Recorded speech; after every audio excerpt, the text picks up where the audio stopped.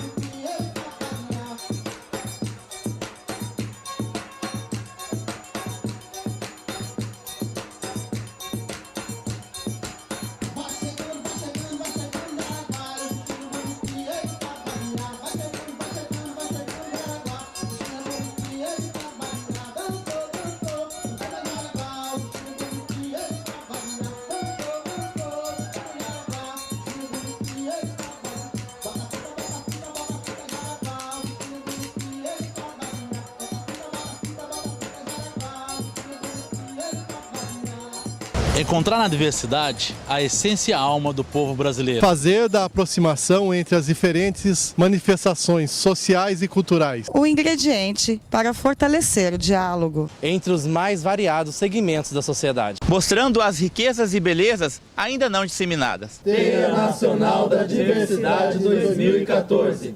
Conhecendo o Brasil em um só lugar. O meu trabalho é de Deus, a nossa tribo se levantar. Oi, na rei, oi, na rei, oi, na rei, oi, na rei, só as mulheres, oi, na rei.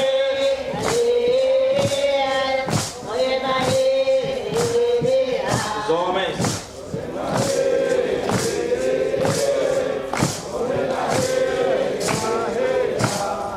O meu trabalho é de Deus, a nossa tribo se levantar. O rei na rei, o rei na rei, o rei na rei, o rei na rei, o rei na rei.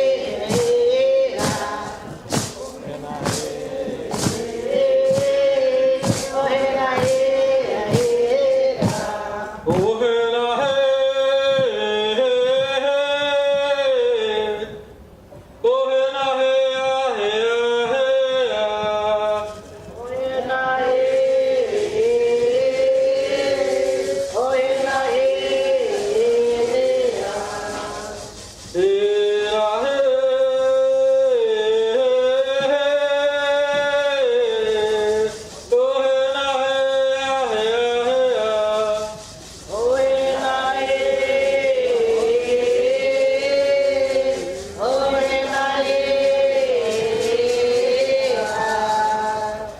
Agradeço a todos os meus ancestrais, aqui na base, todos os povos indígenas do Brasil, os ancestrais de África, por nós estarmos aqui e conseguir começar esse dia com toda a fé ancestral de todos os povos. Oi.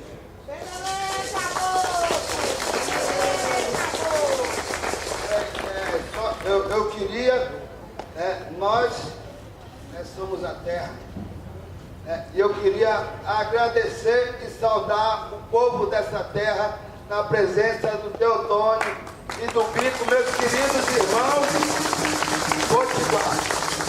Quero agradecer a vocês que nós possamos compartilhar nossa energia com vocês, que vocês possam receber todo o afeto e todo o carinho que esse povo, não agressivo, não machista, não homofóbico, não egoísta, dedica a vocês, povo de Natal, povo de matriz africana, povo indígena, povo cigano e povos periféricos. Nós somos vocês são a gente.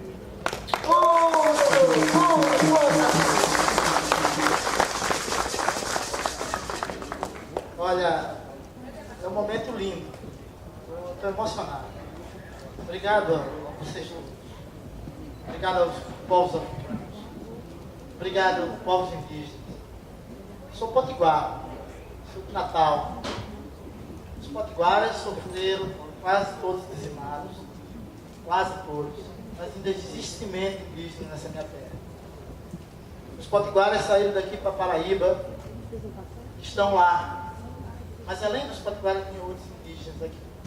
Como também, e foi a fala inicial aqui, como também está morrendo nossos jovens, pretos, brancos, na periferia. Agora, aqui é uma semente cheia de energia que vocês estão trazendo para a gente. Agradeço muito. Natal está muito feliz em receber toda essa energia. A Rede Nacional e a Rede Estadual dos Pontos de Cultura agradecem. Muito obrigado, Derbal. Muito obrigado em nome dele, os demais. Muito obrigado. Tá? Vou compartilhar minha fala com os outros membros, que essa comissão sofreu e fez muito para receber vocês com muito carinho, com muito amor, com muita luta.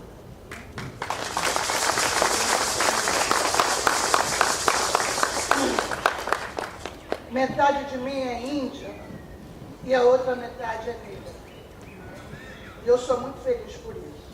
E hoje, enquanto eu rodava por aqui, tentando pedir para Oxóssi me fortalecer e me dar coragem, quando eu olhei, eu falei, ali está o meu povo e a minha tribo.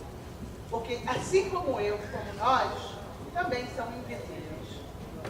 Mas a nossa voz não é para essa terra, porque a terra é pequena, porque a gente é. A nossa voz é para lutar. A nossa voz, ninguém vai calar. Porque sempre haverá de restar um índio esfarrapado, trôpego e um bêbado doido, maluco, andando num circo, num fiozinho, que não é para segurar cor, é para fazer a alma voar. E eu, junto com a comunidade onde eu moro, eu não sou potiguar. Eu sou só brasileiro.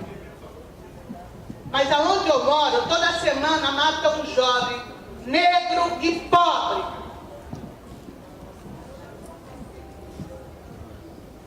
Toda semana. Toda semana tem um enterro. Porque silenciaram mais de 50 terreiros de candomblé nos anos 50. Continuamos invisíveis para alguns, mas eu garanto para vocês que os nossos ancestrais estão aqui. Eu entrei aqui chorando, mas não choro mais. Lutamos e batalhamos desde dezembro para fazer uma linda festa, para acolher vocês. O que nós conseguimos foi tão pouco, porque não somos nós que determinamos nada. Nós não determinamos nada. Nós apenas lutamos por tudo.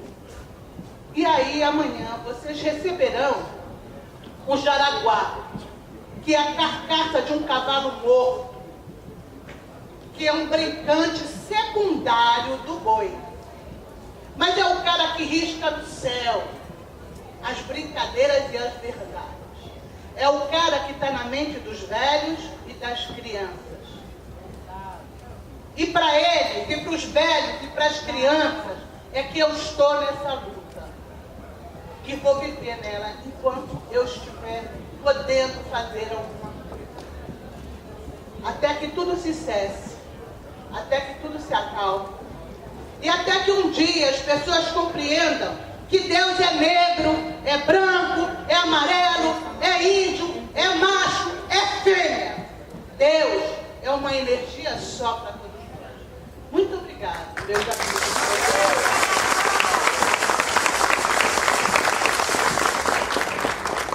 Bom dia, gente. Sou o Pico, sou o Rodrigo Pico, né? Muito conhecido por Pico, sou ator aqui da cidade. E realmente a gente vem brigando muito, né? Mas a briga boa, né?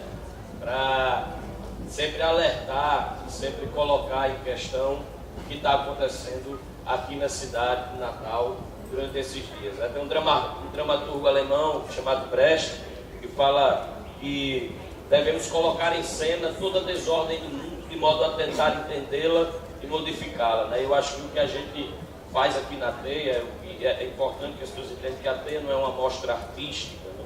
Não é só, as pessoas não vêm para se apresentar. A Teia é isso aqui.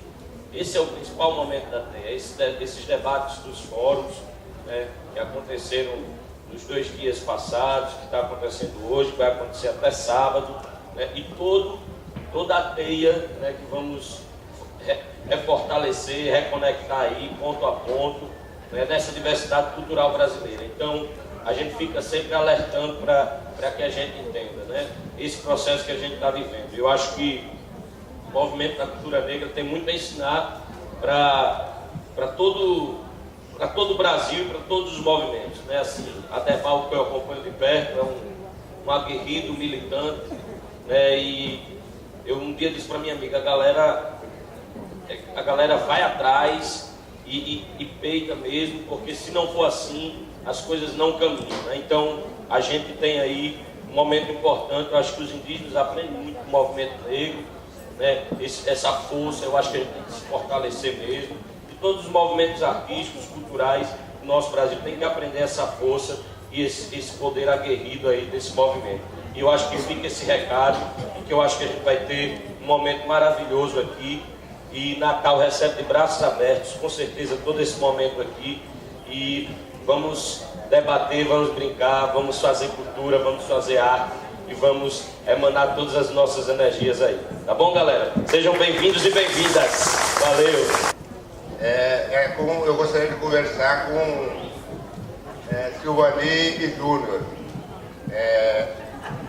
Eu, particularmente, tenho uma proposta aqui para o coletivo de não dar continuidade nessa atividade enquanto não chegar a Márcia Rolenberg, que é a dona dessa festa, e Córdoba, que eu sei que está aqui. Do contrário, nós vamos falar de nós para nós mesmos, que nós fazemos todo dia. Nós nos conversamos todo dia. Então, joga a gente no puxadinho dos presos, fala com a Palmade, fala com a Semir, e aí? Nós sabemos que não tem como executar. Meu nome é Daniel Castro, da Secretaria de Cidadania e Diversidade Cultural. Eu informo que a secretária Márcia Rolenberg está vindo da abertura do Fórum de Acessibilidade, que ao mesmo tempo ela já está a caminho para cá, chegando. Que os 2 fóruns começaram hoje no horário próximo, então ela já está a caminho, chegando aqui para... Ótimo, vamos aguardar. Neide, mãe Neide, para saudar Umbanda. Vem, mãe. Há 514 anos, o índio vem reivindicando o seu espaço na sociedade brasileira, nesse país que a gente conhece como Brasil. Mas hoje, século XXI, quais são as principais reivindicações indígenas? As reivindicações indígenas nos últimos 100 anos, 200 anos, de uma forma muito mais política, é a terra. Fator terra, vida para o indígena é a terra. Todas as causas sociais, políticas dos povos indígenas no Brasil é a demarcação das terras indígenas.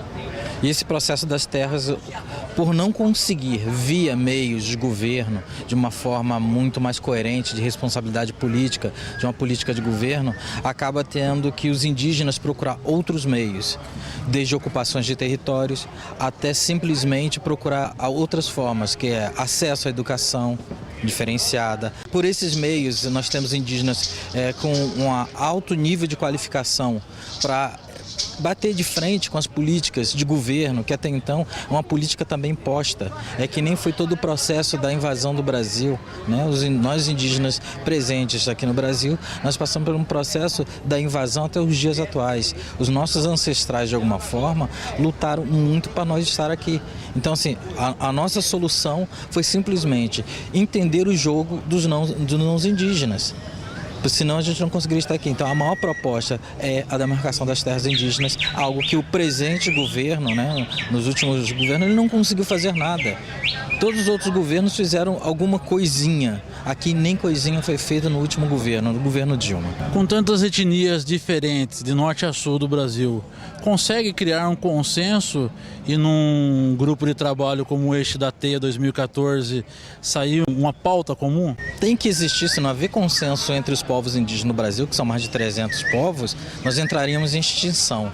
Então, se nós conseguimos hoje ter uma política coesa, é porque colocamos as nossas demandas, tratamos as mais comuns, né, as mais específicas, e tiramos a diversidade do processo de solicitação, que são os nossos processos pessoais. E aí passamos a ter uma coesão e resultado positivo.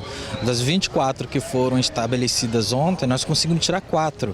E as demais viraram recomendações ou vão virar moções.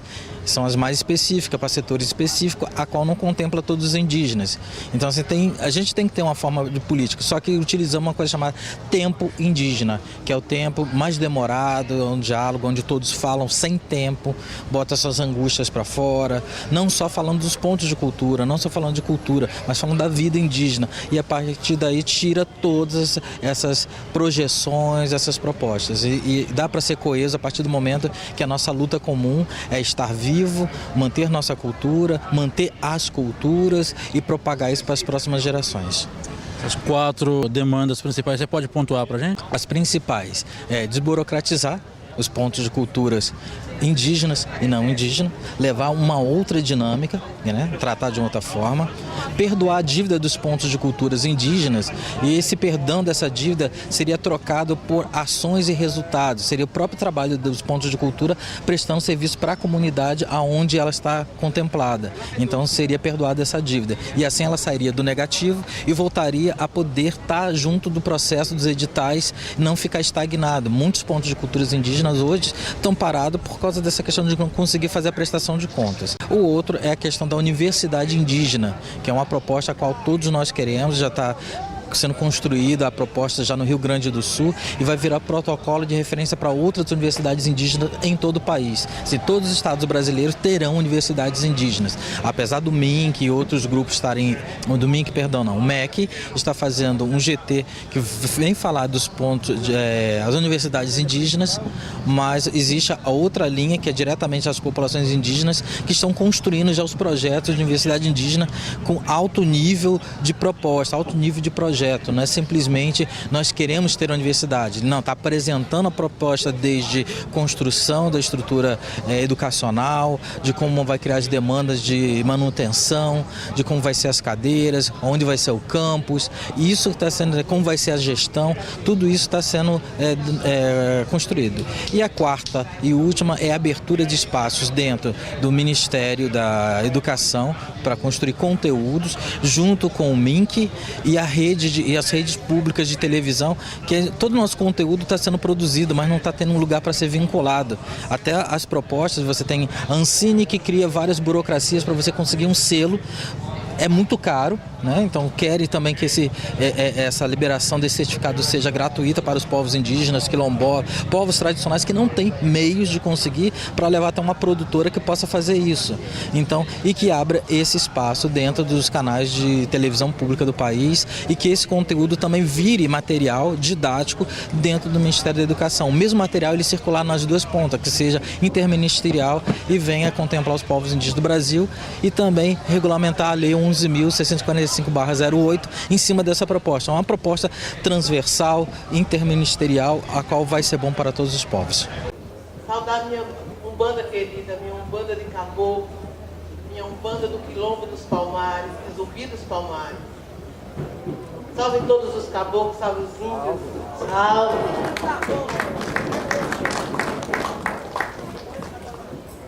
A Juremera se cobriu de flor, a Juremera se cobriu de flor, lá na floresta passarada canta alto, é dia de festa, meus malucos, é dia de festa em seu louvor, é dia de festa, meus malucos, é dia de festa em seu louvor, saudando os malucos. saudando a nossa luta com o canto e uma reza nos ouvidos palmares. Quando o cativeiro acabou, negro não sabia o que fazer, não tinha terra pra plantar, nem tinha mandioca pra colher, corria pra lá, corria pra cá, ai, ai, ai, ainda, ai, ai, ai, ainda, branco me deu alforria, mas não me ensinou a viver. Branco me deu alforria, mas não me ensinou a viver. Abençoe meus mais novos, mais velhos. Abençoe todos os orixás, aos nossos caboclos, que nós tenhamos um bom encontro, com bons resultados, e que saímos daqui mais esperançosos e vitoriosos depois desse desafio que chegou pra gente essa semana, querendo acabar com a nossa religião. Mas não está fácil não, foi a primeira tentativa, virão outras, mas estaremos de pé. Obrigada, meu povo.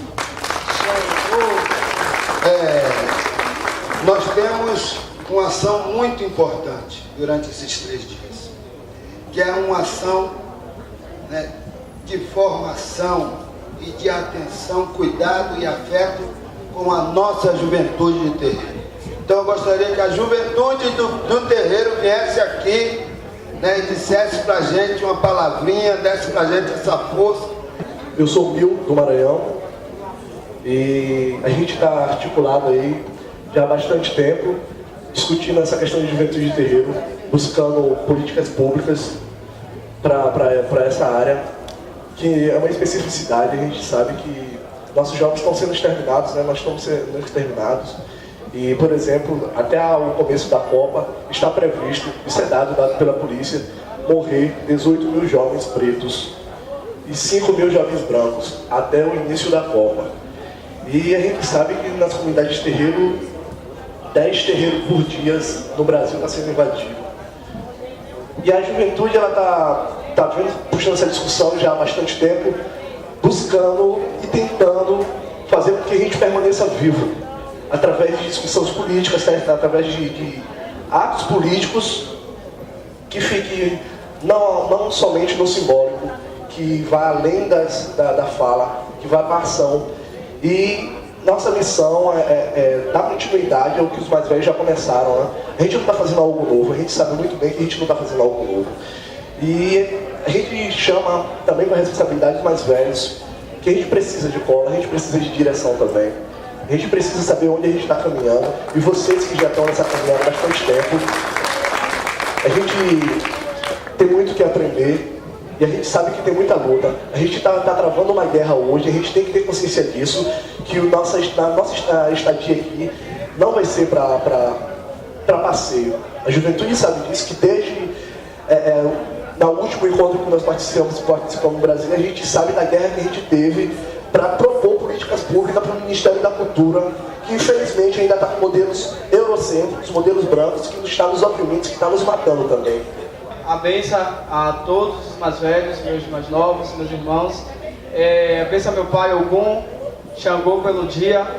Eu sou Jeovã Banto, sou de Salvador. Pra gente, assim, que está na luta, na verdade, o que o Nilton fala, é que a gente se espelha na luta de vocês. Vocês que são as nossas referências, os nossos mais velhos, seja nos nossos terreiros, no movimento negro, nos movimentos sociais, enfim, no movimento cultural. Vocês é a nossa referência. O que eu faço enquanto militante, enquanto jovem de terreiro, militante, primeiro é autorizado pela minha energia ancestral que me guia, que me protege, e por vocês que são essa referência que Olorum deixa na terra para ajudar a gente a caminhar. Então, a gente está somando, está aqui na luta, que é diária, né? Vocês que são os mais velhos sabem que essa luta não vem de agora, que a gente vem denunciando aí a violência contra a juventude negra, o genocídio da juventude negra no Brasil.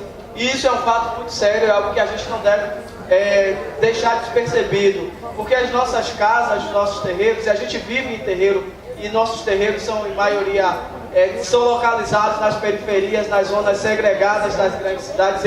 A gente convive com isso o tempo todo. Na minha roça, a gente convive com essa tensão, que é uma tensão gerada pela polícia, que é uma tensão gerada pela desculpa ao combate ao tráfico, que na verdade é uma desculpa para matar jovem preto, né, nesse país.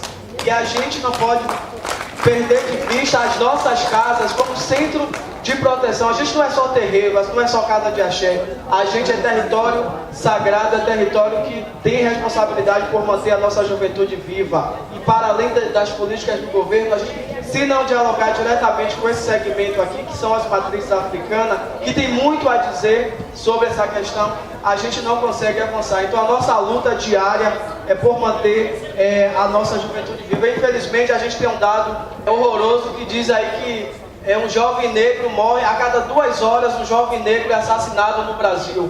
Ou seja, de cada 10 jovens assassinados no Brasil, 7 são negros. A gente tem uma estatística que diz, histórica, que há 500 anos que a gente vem morrendo e a gente precisa achar alternativas de parar com esse genocídio, de parar com esse extermínio da juventude negra.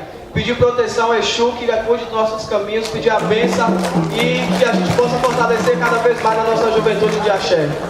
E é por esse acolhimento que a gente pede, vamos às ruas. Estejam conosco nas marchas contra o genocídio, porque a gente precisa colocar o nosso pano, a nossa saia, o salar de lema, para cobrir e nos esconder das balas. Porque esse e sempre foi o nosso colete, a prova de bala. A nossa identidade, a nossa construção, é o caminho que os senhores e as senhoras nos dão no caminhar e no fortalecimento. Então eu só tenho a agradecer e contar com a força e a energia da ancestralidade de todos os senhores junto com a gente. Obrigada. Eu acho que meus irmãos falaram muito de tudo, acho que eu não tenho que repetir, mas vocês tiveram a dura missão de nos formar. Né, que a gente sabe que não é fácil, né? Todas as demandas que chegam no dia a dia dentro de uma casa de axé, o quanto a gente tem que ser acolhedor, o quanto a gente tem que ser médico, o quanto a gente tem que ser psicólogo, o quanto a gente tem que ser uma série de coisas. E a gente como jovem tem a dura missão também de continuar isso e dar vida eterna, nosso axé, nossa candomblé, nossa umbanda. E a gente está aqui para isso. Né? Meu nome é André.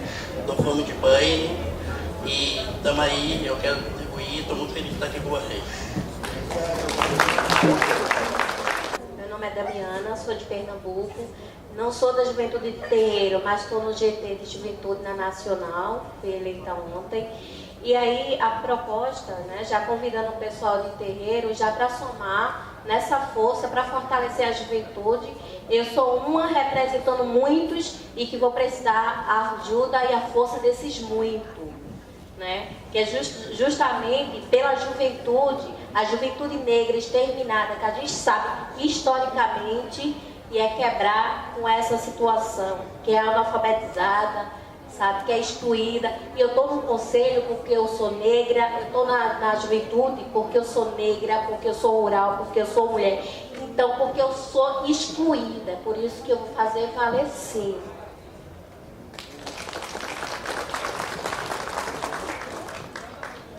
Ibaú, Ibaixa, Ibaú, Cofal, Geru, Ojubá, a bênção a todos os meus mais velhos, minhas mães, meus pais. Meu nome é Pai Júnior, sou do Axé Talabi, sou da juventude também de terreiro, sou de uma comunidade tradicional da região metropolitana lá do Recife. Quando a gente fala de jovem de terreiro, jovem de comunidade tradicional, é importante também a gente destacar o âmbito da representatividade no sentido de salvaguarda, né? Porque quando a gente começa a produzir cultura nas nossas comunidades, muitas vezes se afasta, né, o papel do jovem enquanto um agente de salvaguarda daqueles saberes. Muitas vezes o jovem só passa como apenas produtor, fazedor de cultura de terreiro, mas não é só isso, é também isso. Quando a gente cria uma música nos nossos brinquedos, nos nossos cocos, nas nossas cirandas, nos nossos afoxés, que a gente salva os saberes dos orixás, quando a gente cria a nossa comida na rua, que a gente salva os saberes da culinária tradicional, quando a gente canta para os nossos orixás na rua, na beira da praia, a gente salva os saberes da palavra, da língua banto, da língua iorubá, da língua fon. Então eu acho que esse papel do jovem, enquanto um agente de salvaguarda da memória negra desse país, ele deve ser levado em conta, Will. Ele deve ser levado em conta, porque a gente não pode ser pensado só, eles são jovens, eles são fazedores de cultura. A gente também é parte do processo da memória e parte do processo de salvaguarda. Hoje é quarta-feira, eu queria fazer uma louvação para Xangô. Eu sou de tradição Nagô, lá do Recife. Então eu vou começar falando Obacossô, Cauô, Cabiecilé, Xangô. Obacossô, Cauô, Cabiecilé. Obidi Cocorogô, Obidi Cacaracá, Malefu, Xangô. E Pinjau, Feleromã. Oba Ogodô, Oba Irá, Oba Alfonjá. Cauô, Cabiecilé. Cauô, Cabiecilé. Oba Dode, era o Djé.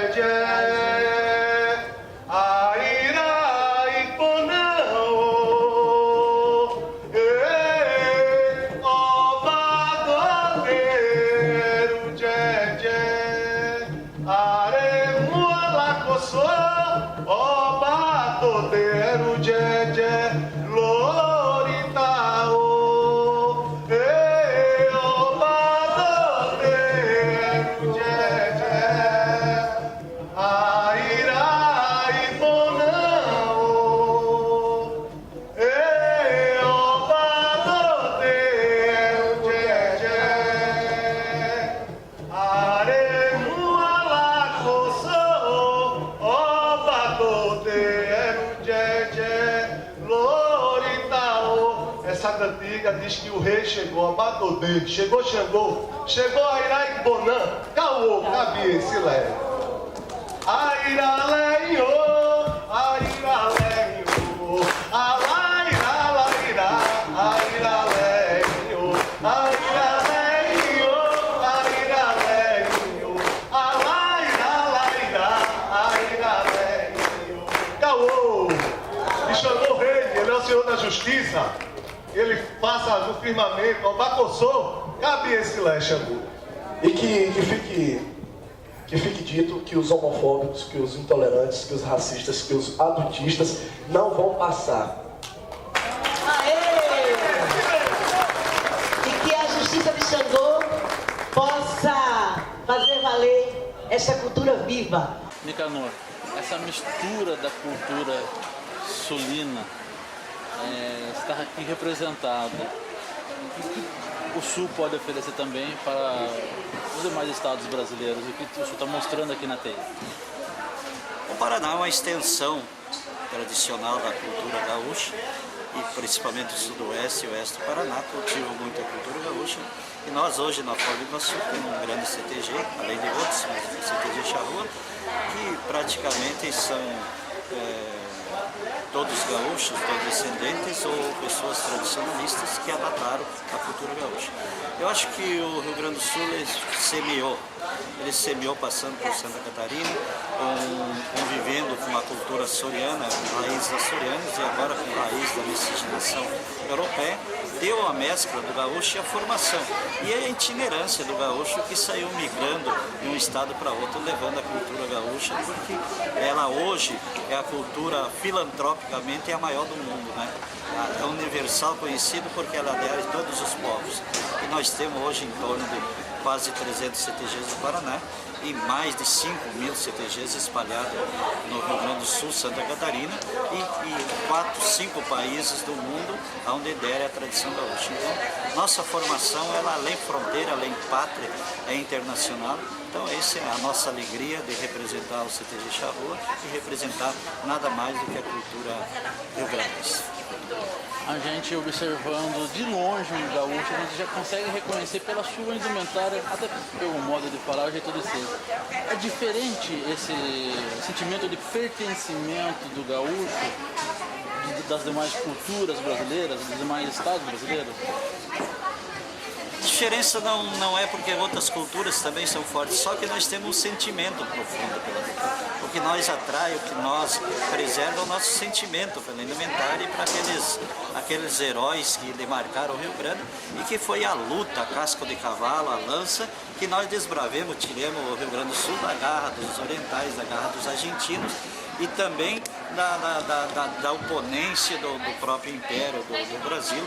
Então nós trouxemos a garra, mas foi feita a lança, a casca de cavalo, a sangue, a luta. Então por isso que o sentimento ficou encravado dentro do coração do gaúcho, que jamais, enquanto tiver um gaúcho, a tradição não termina.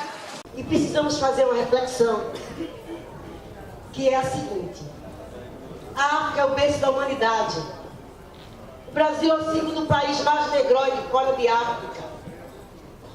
A região Nordeste é a região mais negroide dentro deste Brasil. Mesmo assim, nós ainda somos um país racista, classista, machista, homofóbico, lesbofóbico e antiambientalista. E nós que somos adoradores da natureza, não comungamos e não compreendemos. É por isso que não é a quantidade de melanina que carregamos que vai ser o divisor de água desse país. Nós precisamos compreender que, independente da melanina, nós somos filhos dessa pátria. Nós somos afrodescendentes. Nós somos brasileiros e brasileiras. E esta mãe gentil tem que ser mãe e não madrasta má para alguns e algumas. Nós precisamos compreender que o país é riquíssimo e essa riqueza tem que ser partilhada igualmente. Diferentes, sim, somos diferentes, mas desiguais jamais. Então que o dia de hoje, com a justiça de Xangô e Oiá, eles possam nos guiar. E quando voltarmos para os nossos cantos e recantos desse país, a gente compreenda que a conexão de pontos de cultura não é apenas uma reunião, é valendo, fazendo valer a alma deste país e que precisa mostrar sua cara, sua face, porque fomos colonizados por continente e se duvidarmos também somos um continente. E para conversarmos sobre isso, precisamos compreender que os estados aqui presentes não estão lutando um contra o outro. Nós estamos querendo mostrar e fazer valer a cultura deste país e que tem muito dinheiro para ser feito. Nós não somos apenas um ponto de cultura, nós somos a história e a alma deste país. Axé para nós. Seis Axé, ponto de cultura Iroco, sítio de Paiadão, Pernambuco. E o que faz a diferença da matriz africana é porque nós não estamos apenas brincando de dançar.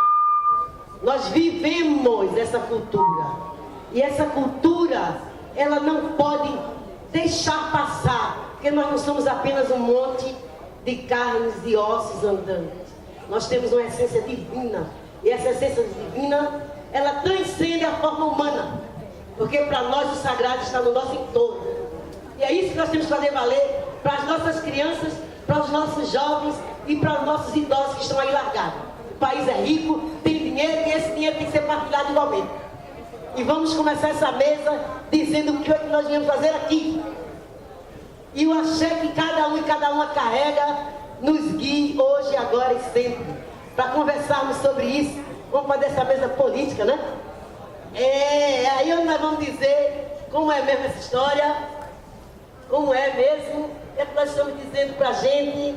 Vou botar os óculos, depois dos 15, a gente começa a precisar da ajuda.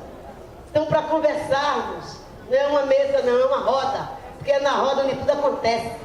Aí vamos chamar Lidivaldo Júnior, o Júnior querido, diretor de fomento da Fundação Cultural Palmares. Cadê o café da manhã? Aplausos, com força, você, para ele dizer pra gente qual é mesmo agora. Daniel Castro, diretor da STC.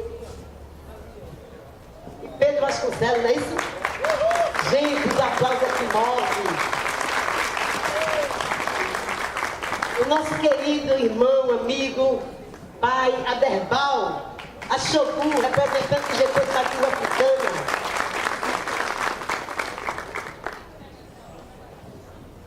E também o pai Lula, da Bahia, representante do colegiado setorial da cultura. Aê!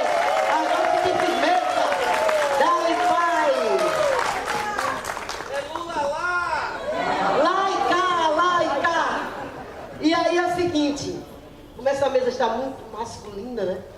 Temos que ter mulher, porque nós somos a maioria da população. E somos mãe da outra metade. Então nós temos que fazer valer. Por gentileza, a companheira Silvani, secretária de Povos e Comunidades Tradicionais da CEPI. A hora é essa, o momento é esse, a energia é esta. Xangô e Oiá regendo o dia para dizer pra gente que vale a pena continuar. E Oxum na mesa, é com Oxum mesmo que a gente vai falar. Oxum no primeiro, né?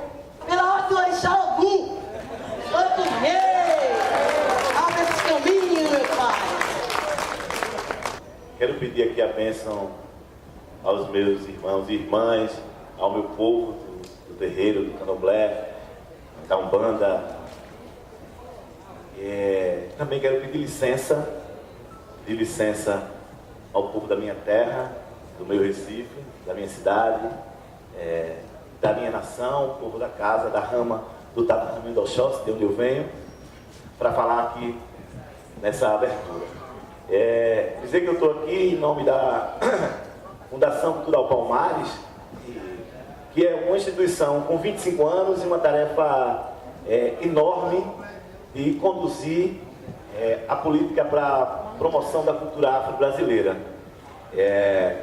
E nós, nesse um ano que nós estamos na Fundação Cultural Palmares, temos enfrentado um desafio, que é o desafio de iniciar um processo de construção do plano setorial de cultura afro-brasileira. Então, vocês aqui sabem que o Conselho Nacional de Políticas Culturais, depois da implementação do Plano Nacional de Cultura e do Sistema Nacional de Cultura, ele tem, vamos dizer assim, avançado no trabalho da construção dos planos setoriais. Um dos planos é o nosso, o Plano Setorial de Cultura Afro-Brasileira, e que tem um colegiado setorial, que eu tenho a satisfação de estar junto, trabalhando com um grupo de companheiros e companheiras, irmãs, pessoas excelentes que têm me ensinado muito e que a gente tem trocado muito experiência nesse momento fundamental da construção da política pública, que é um plano para a cultura brasileira. Veja,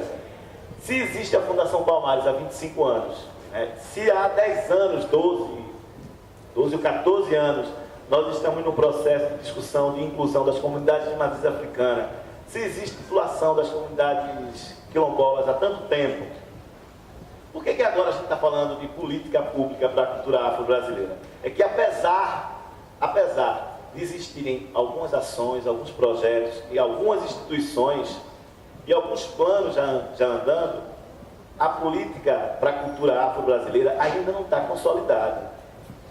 É claro que isso tem muito a ver com o tamanho da tradição africana no Brasil, né? Então, nós estamos com o colegiado setorial, e todo o colegiado está aqui, acho que... Queria até que os nossos amigos do colegiado levantassem para a gente saber quem compõe esse colegiado, que está junto com a Fundação Palmares e com a CEPI, responsável por esse plano setorial para a cultura afro-brasileira aqui, Bahia, Pará, Pernambuco, São Paulo. Então, queria estar Alagoas. Queria então agradecer que todo mundo pudesse, vamos dar uma salva de palmas para quem está junto aqui com essa tarefa. Então, eu queria aqui nessa abertura dizer que o propósito da gente estar aqui hoje, além dessa perspectiva de troca de conhecimento, de ideias, é que a gente possa contribuir para que o colegiado setorial de cultura brasileira ele melhore o seu trabalho. Então, cada vez mais, aprimore o trabalho na construção do plano. E cada vez mais a gente possa ampliar o debate sobre a política para a cultura afro-brasileira, que não pode ser uma responsabilidade apenas das instituições do governo federal. Então, eu queria lembrar que se o governo local ele assume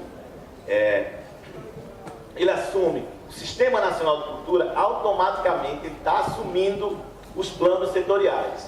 E aí, a responsabilidade de cada um da gente, que a gente vai estar discutindo aqui, em fortalecer o debate nos estados para essa política pública para a cultura afro-brasileira estar estruturada em cada um dos estados e municípios. Então, eu queria aqui agradecer a presença de todos, agradecer ao colegiado setorial, agradecer aos companheiros, Pai Paulo, Pai Lula, Aderbal, todo mundo que tem, nesses últimos dias, 2, 3 meses, 4, né, discutindo uma programação e tentando, que eu fiquei com uma tarefa árdua, assim, conciliar a programação. Eu acho que a gente está chegando e vamos fazer aqui 3 dias lindos de trabalho e 3 dias com muita consistência política para que a gente possa reverberar essa perspectiva de política consistente para a cultura afro-brasileira nos estados e municípios.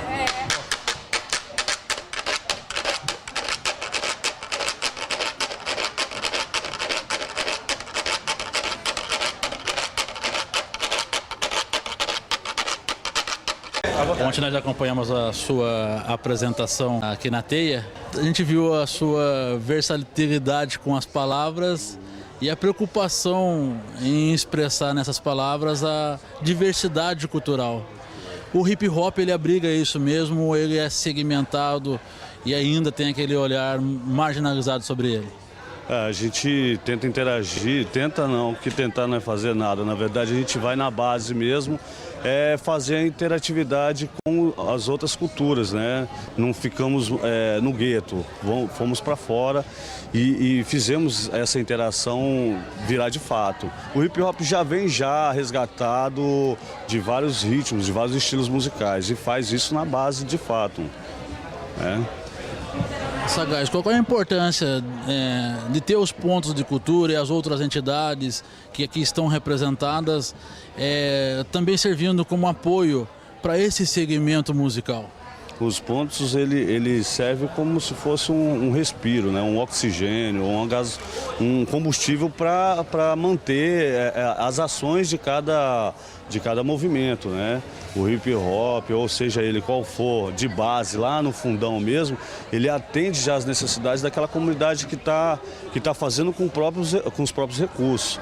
O ponto ele vem para ajudar, para dar uma contribuição mesmo, de fato, e colocar esse produto que é construído dentro da periferia, de dentro das comunidades quilombolas, ou ela seja qual for, como vitrine. O ponto serve como um vitrine, apesar de ser ainda recursos muito ainda limitados. Mas a gente acredita que isso a gente consegue avançar com os pontos, e não atrasa. É como se fosse realmente uma vitrine. Para chegar na condição que nós vimos, o hip hop no palco, sendo como uma atração principal, foi muita luta. E agora, quais são os próximos desafios do hip hop? Nós conseguimos fazer quase que na marra, né? Como é que eu posso dizer? Lembrados de fato nessas atividades. Não conseguimos se inscrever nas atrações, mas somos convidados todo momento que tem alguma brecha, o hip hop é o que vai ocupar esse espaço. Seja ele qual for o local, nós somos usados como uma certa referência dessa juventude negra que está sendo morta na periferia, né? Que é feita da maioria jovens, né? Mas conseguimos dar uma outra conotação. Dentro dessas atividades, desses encontros, nós somos o coringa, né? Das atividades que faz essa bela interatividade, não fica, né, fechado. E é legal porque é um espaço realmente democrático, né? E se abrange para outros meios. Então, eu vou tentar fazer um som que eu acho que representa muito esse momento agora. Está tendo uma fala agora em relação às matrizes à matriz africana, que é assim: afro-brasileiro, sinônimo da fusão, ritmos ecléticos, repente, baião no caldeirão cultural. Pitada de percussão, repique de mão, aguerê, a do fé e a gogô. Arrebate de afoxé, show, cali, caxixi. Se liga no som daqui, a música tá no sangue. Por amor, na alegria do tocador, de pandeiro, reco, reco e tambor. Ligado nos movimentos, eu tô que tô nessa trama. Tem que ser bom jogador, articulador. articulador que escutou o toque do biriba que emocionou os angoleiros. Na roda da capoeira tem cirandeiro e maculelê, cantiga de roda, roda de samba, influências da umbanda, que banda e candomblé, ritos quilombolas exaltando toda a fé. Estava agora na abertura do Seminário de Acessibilidade Cultural, que nós estamos fazendo aí o segundo Encontro Nacional de Acessibilidade Cultural e o 4º Seminário Nacional. E fiquei muito emocionada da gente discutir um pouco como a gente vem avançando, né, na construção das políticas setoriais dentro do programa Cultura Viva. Então, esse é um campo de construção de política e na questão da cultura afro, de muita densidade, onde há uma dívida enorme, mas também onde há um empenho, né, de alguns gestores com relação a essa causa. E uma das questões importantes que a gente percebeu ao fazer a avaliação da política de acessibilidade é como a gente está galgando espaços e conquistas. E uma das questões colocadas foi justamente a participação social, a importância dos colegiados, a importância do Conselho Nacional, de toda a mobilização que foi feita com relação às conferências livres, e a gente fez a Conferência Livre Quilombola, a indígena, da acessibilidade, algumas vezes foram conferências livres, né? A Secretaria da Cidadania e Diversidade articulou um terço das conferências livres da 3ª Conferência Nacional de Cultura. E o resultado está lá, as prioridades estão lá nesse momento, e a gente vem também fazendo esse estreitamento, né?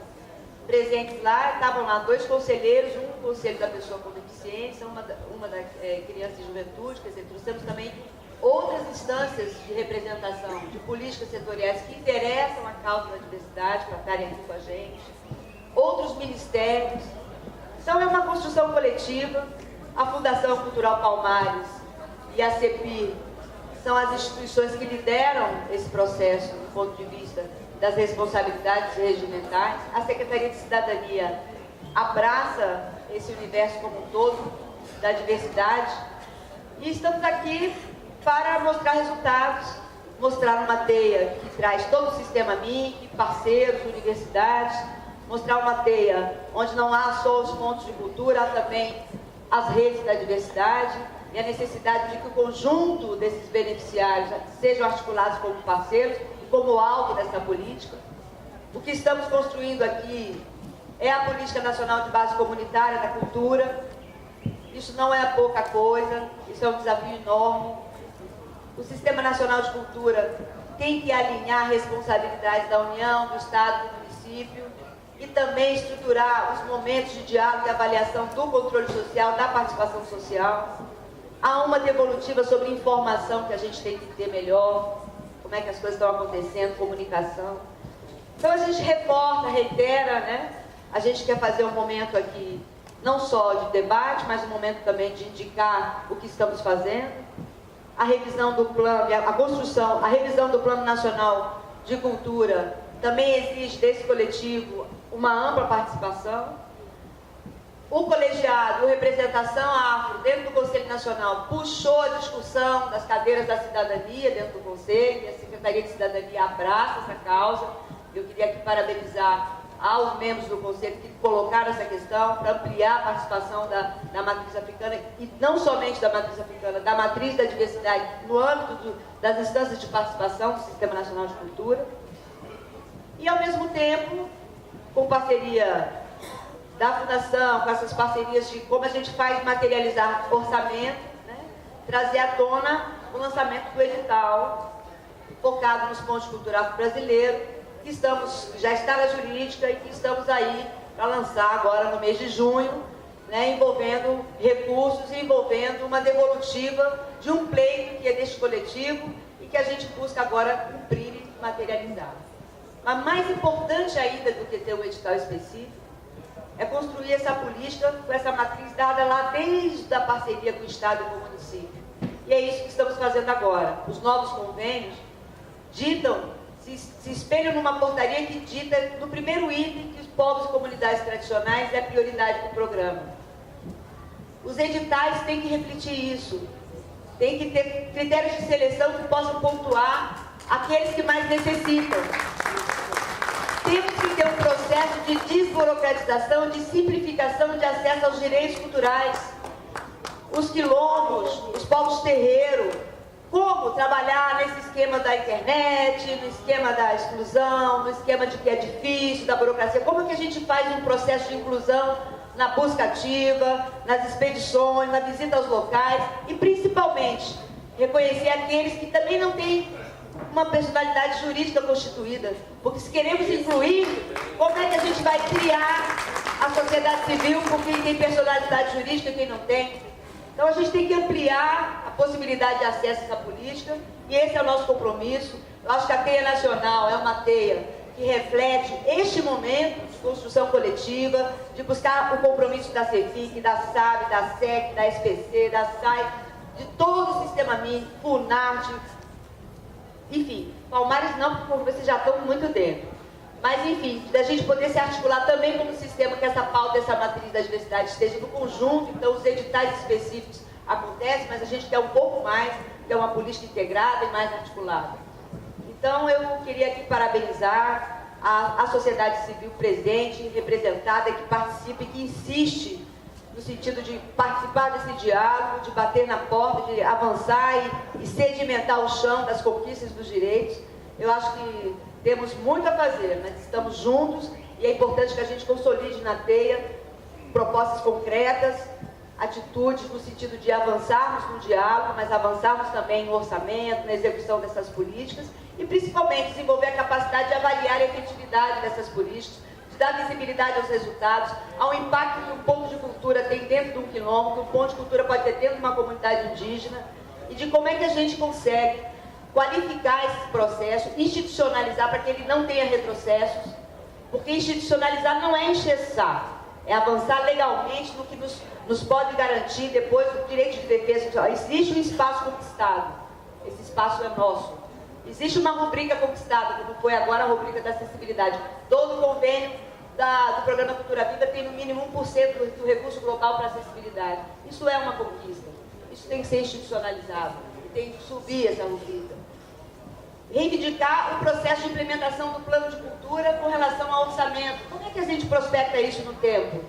Para a gente ter 15 mil pontos de cultura, para a gente trabalhar com a valorização dos mestres e das mestras. Como é que a gente vai orçar isso? Quanto isso vai custar? Como é que a gente vai agregar cada vez mais recursos, não só financeiros, mas capacidade das equipes, pessoal, recurso tecnológico, para fazer essa política ter efetividade?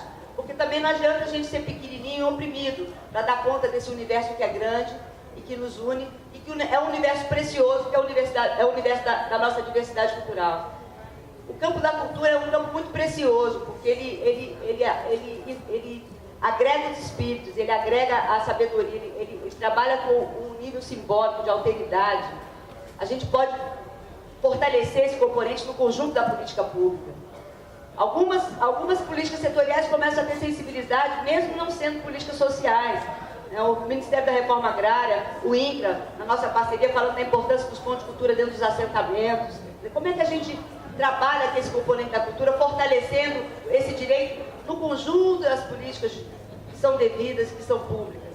Então é isso, o desafio é grande, eu não vou nominar as pessoas, porque eu acho que aqui se tem a força do coletivo, é essa força do coletivo que deve ser evocada. Então, eu queria aqui fazer uma saudação aos nossos ancestrais que nos iluminam, aos meus santos que me protegem, porque eu estou aqui protegida por eles, e agradecer imensamente esse coletivo, essa força, e que a gente continue, porque muita coisa ainda tem que ser feita. Muito obrigada. Obrigada, Márcia. E agora, mais uma voz feminina nessa roda, né? A Silvania Euclênio, secretária dos Povos e Comunidades Tradicionais da CEPI. Meus respeitos às autoridades civilizatórias, tradicionais aqui presentes, às lideranças, a bênção aos mais velhos, aos mais jovens. Eu queria, de antemão, agradecer essa possibilidade de estar aqui junto com os parceiros de governo e com a sociedade civil, dialogando o que avançamos e o que ainda precisamos avançar, os gargalos e assim por diante, né? não vou falar muito, porque eu acho que o protagonismo aqui é muito dos senhores e das senhoras e menos nosso de governo. Então, vou me limitar basicamente a uma rápida saudação em nome da ministra Luísa Bairros, que não pôde estar aqui, mas que, obviamente, apoia e procura, da melhor maneira possível, possibilitar que a Secretaria de Comunidades Tradicionais da CEPIR possa desenvolver seu trabalho dentro das limitações próprias de um governo e de uma secretaria como a nossa. Eu tive a honra de acompanhar um momento muito rico dentro do governo, do ponto de vista do protagonismo das lideranças de matriz africana. Foi os últimos anos, com uma série de construções que foram possíveis, a conquista do setorial de cultura afro, agora vem a conquista das novas cadeiras do Conselho Nacional de Política Cultural. Olha eu dizendo aqui, nem sei se já está garantido. Então já está garantido. No interior da CEPIR e de todo o governo, eu tive a oportunidade de coordenar um processo de discussão e mobilização para a construção do primeiro plano de desenvolvimento sustentável dos povos tradicionais de matriz africana. É um instrumento muito modesto em termos das metas que cada órgão de governo colocou ali, mas é um instrumento extremamente revolucionário, porque ele traz a possibilidade, pela primeira vez, de um conjunto de ações voltadas para os povos tradicionais de matriz africana na condição de sujeitos da política para povos e comunidades tradicionais, na condição da sua real dimensão para além da relação com o sagrado que está estabelecida nos seus territórios. Foi um processo de aprendizado muito importante e esse instrumento que já está em fase de revisão, muitos dos senhores e das senhoras participaram da construção, também já está sendo replicado em muitos municípios e estados. Eu creio que isso é um momento bastante emblemático, paradigmático dentro do Estado brasileiro. Eu espero que a gente tenha aí uma semana produtiva, uma semana em que possamos avançar no diálogo entre Estado e sociedade civil, na direção aí realmente de concretização da democracia. Eu estava aqui agora olhando uma mensagem que recebi, dizendo que o juiz lá do Rio de Janeiro, ele reformou a sentença dele em que ele dizia que Umbanda e Candomblé não é religião, ele diz agora que é. Mas daí, eu fico imaginando que há um erro. Eu fico imaginando que há um erro de origem grave aí na questão, porque não importa se ele no papel, para não apanhar, disse, olha, volto atrás. Vocês querem ser, vocês são. O que me preocupa é o imaginário racista que balizou a sentença que ele proferiu. Né? A visão hierarquizada de quem é e quem não é, quem pode e quem não pode, quem conhece e quem não conhece. E essa visão, ela ainda está colocada, e é a raiz de toda essa violência que incide sobre a juventude negra, sobre as nossas tradições, sobre as nossas casas, sobre as nossas lideranças. Então eu queria chamar sua atenção que ele voltou atrás, sob pressão. Entretanto, o imaginário no qual ele se baseou para construir aquela sentença, ele continua. E o estrago também, obviamente, enquanto a gente não reverter este imaginário, também continua. Bom, uma boa teia para nós. Obrigada.